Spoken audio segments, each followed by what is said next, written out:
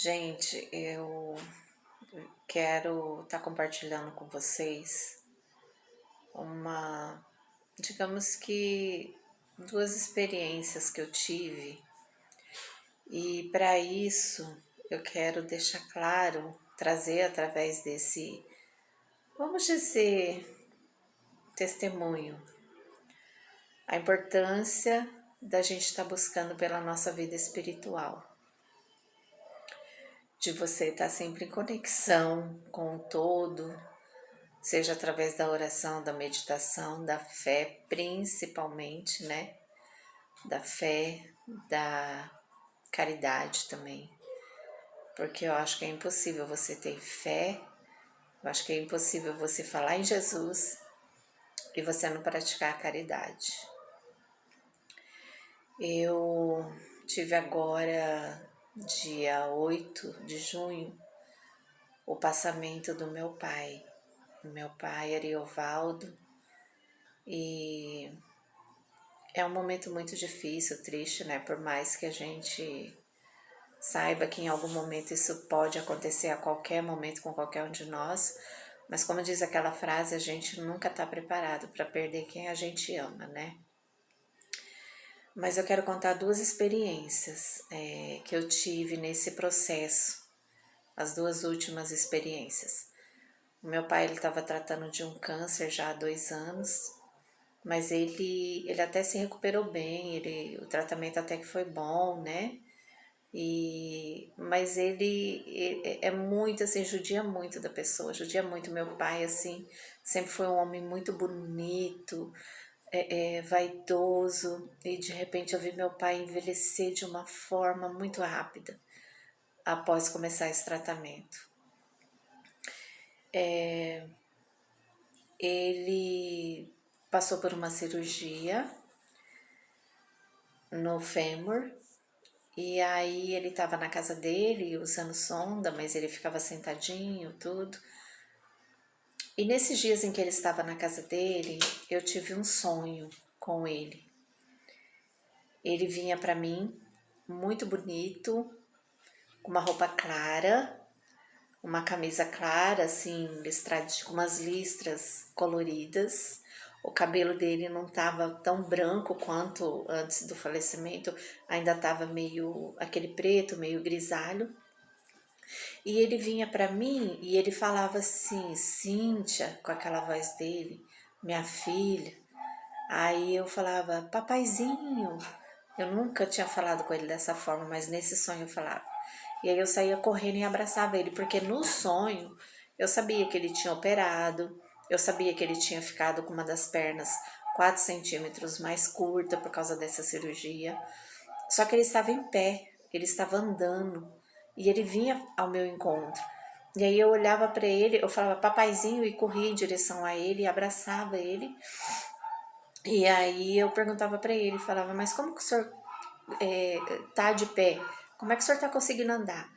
Aí disse que ele falava para mim assim, não, minha filha, eu tô na ponta do pé, ó, tá dando certo.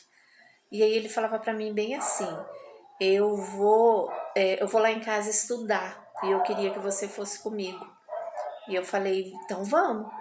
Aí eu fui até a casa dele, chegando lá a esposa dele não tava, e a minha madrasta no caso, né, uma mulher que cuidou dele com muito zelo, com muito amor e com muito carinho durante aí 35 anos.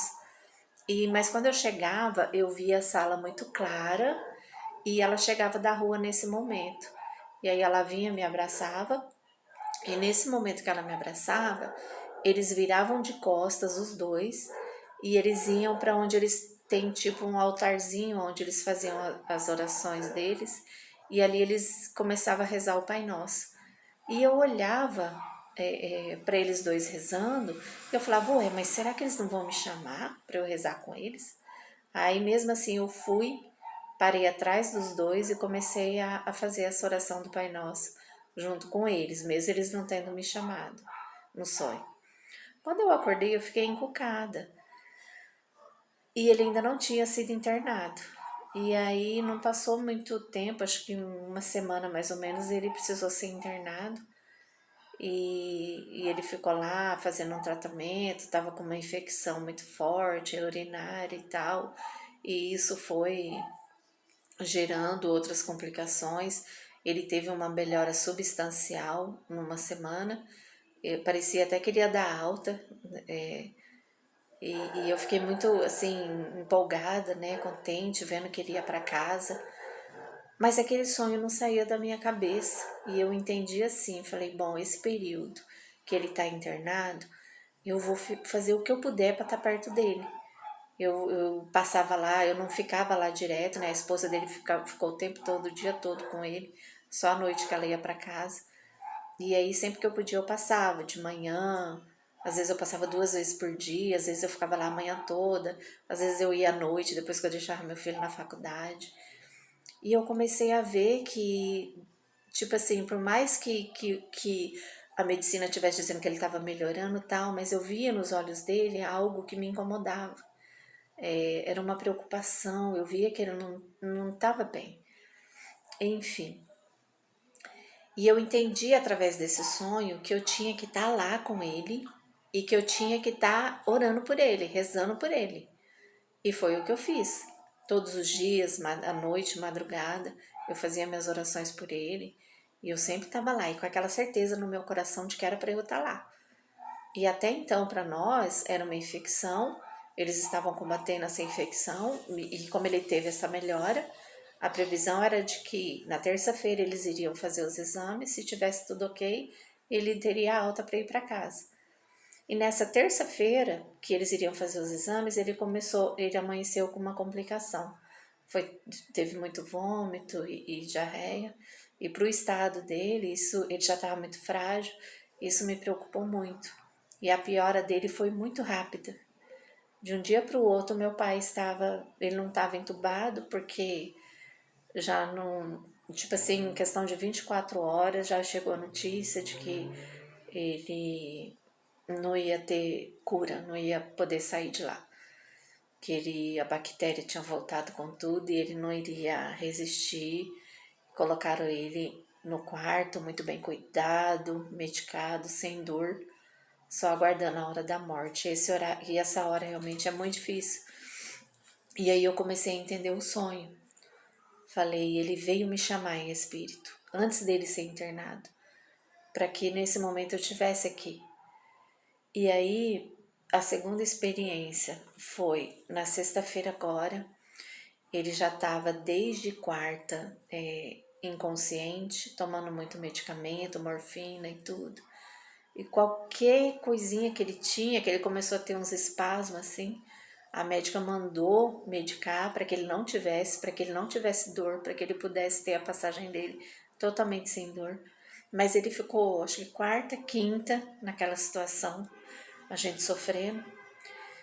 E aí na sexta-feira eu acordei às 6 da manhã. Eu acordei às 6 da manhã, é como se fosse um chamado assim na minha cabeça. Levanta e vai fazer oração com o teu pai. E aí eu chamei meu filho não tinha ido ainda visitar o avô, porque ele tá trabalhando muito fazendo faculdade. Aí ele falou pra mim, mãe, eu não vou não, tô muito cansado, meus pés tá doendo. E eu falei, filha, então eu vou descer, eu vou pegar um remedinho pra você e aí eu vou. E isso antes das 7 da manhã. Aí eu fui, peguei o remédio. Quando eu subi para dar o remédio para ele já estava sentado, meu filho. Ele falou, mãe, eu vou com você. Falei, então vamos. Aí eu fui. A hora que eu cheguei no quarto, eu achei assim, ele já estava um pouco, eu achei ele até, a aparência dele um pouco melhor, embora ele estava naquele estado terminal. Quando eu cheguei, eu falei para a esposa dele, falei, Maria, eu vou fazer oração com o papai, tá bom? E ela falou, pode fazer. E ela participou comigo, e nós ficamos ali em oração por mais de 1 hora. Fazendo as orações e lendo o salmo, né, buscando aquela presença. Aí quando eu terminei, eu fui no ouvidinho dele e falei, pai, eu sei que Deus é poderoso o suficiente para fazer o senhor levantar dessa cama e ir para tua casa sem nenhuma sequela. Eu creio que Deus pode fazer isso. Mas se o senhor estiver contemplando um lugar lindo, que seja melhor do que aqui, E o senhor queira ir, pai?